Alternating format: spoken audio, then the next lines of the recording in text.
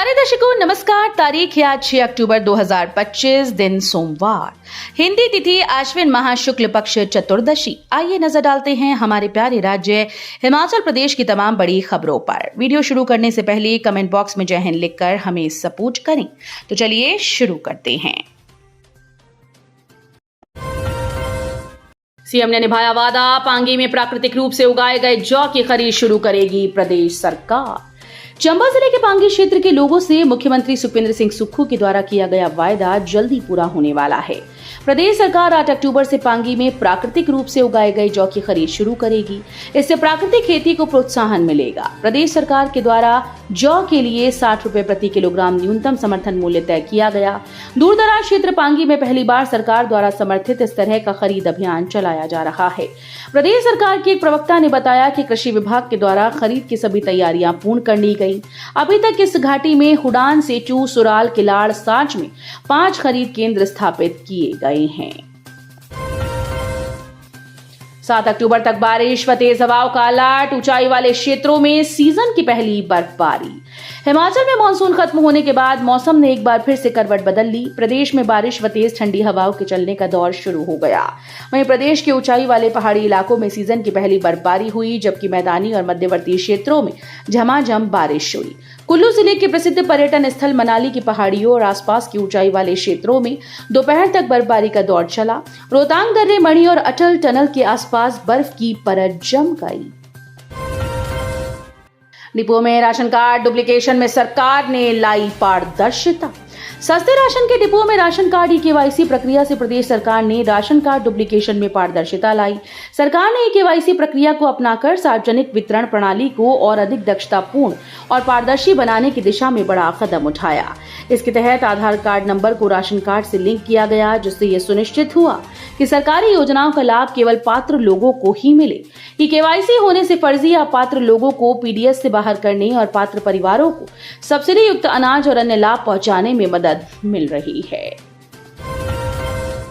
कुल्लू में बिजली महादेव मंदिर के पास पहाड़ी पर गिरी बिजली, 12 साल बाद होती है घटना। बेहद रोचक है मान्यता व कहानी। हिमाचल प्रदेश के जिला कुल्लू में बिजली महादेव मंदिर के समीप पहाड़ी पर एक बार फिर से आसमानी बिजली गिर गई। बिजली महादेव मंदिर में हर 12 साल में शिवलिंग पर आसमानी बिजली गिरती है, जिससे शिवलिंग खंडित हो जाता है। बाद में मंदिर के पुजारी मक्खन से खंडित शिवलिंग को फिर से जोड़ते हैं।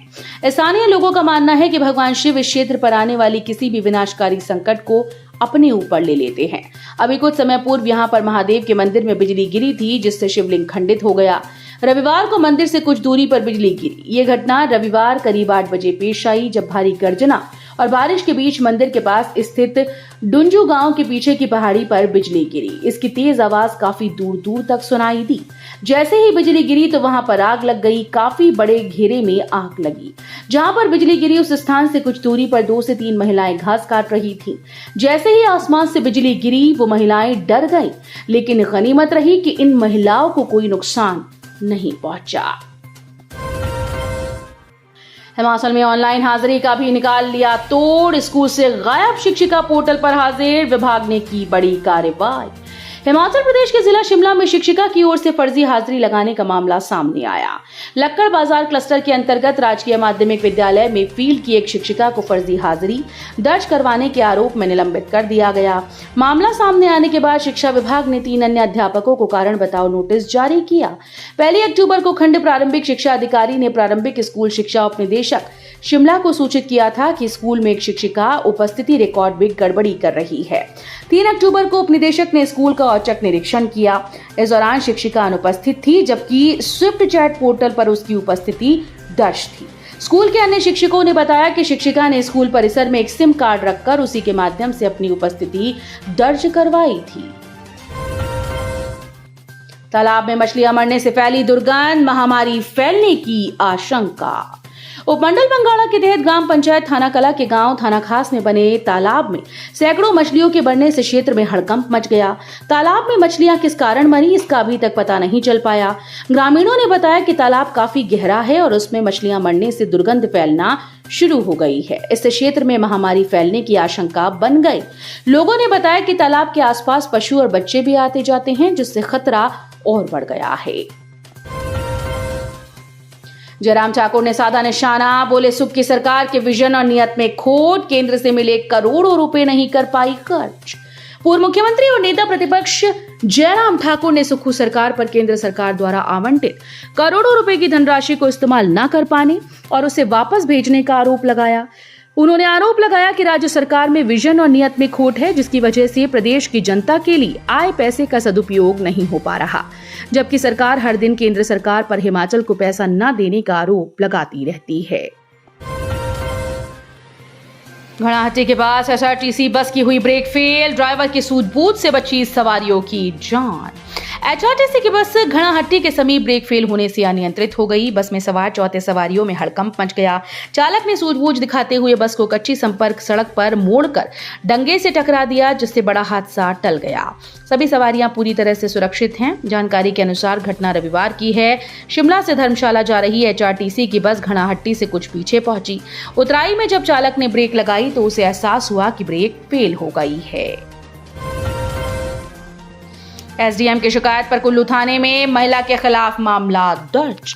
कुल्लू के एसडीएम रहे विकास शुक्ला पर दुराचार का आरोप लगाने वाली महिला पर पुलिस थाना कुल्लू में मामला दर्ज हुआ। एसडीएम शुक्ला ने 4 दिन पहले कुल्लू पुलिस को शिकायत की थी। एसडीएम ने महिला पर बिना अनुमति के उनके निवास में घुसने और उनके साथ मारपीट करने का आरोप लगाया था।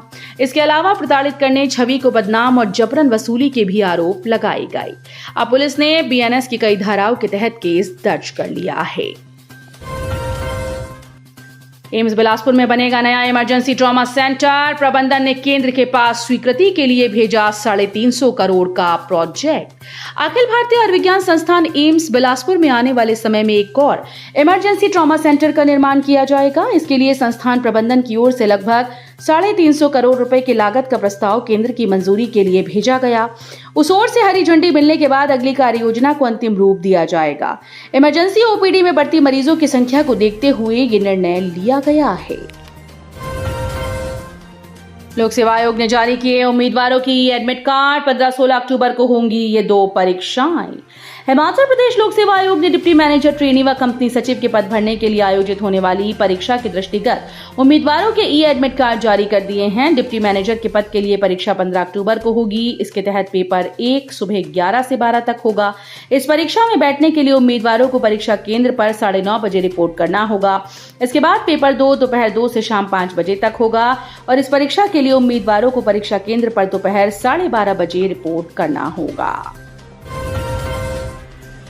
जंगलरोपा के युवक व एनआईटी के 2 छात्रों से चरस बरामद। एसपी भगत सिंह ठाकुर द्वारा अवैध नशों पर पूर्णतया अंकुश लगाने के लिए संचालित किए गए वार अगेंस्ट ड्रग्स अभियान के सकारात्मक परिणाम आने लगे हैं। रविवार को भी सदर थाना प्रभारी इंस्पेक्टर कुलवंत सिंह ने चरस की बड़ी खेप सहित आरोपियों को गिरफ्तार किया।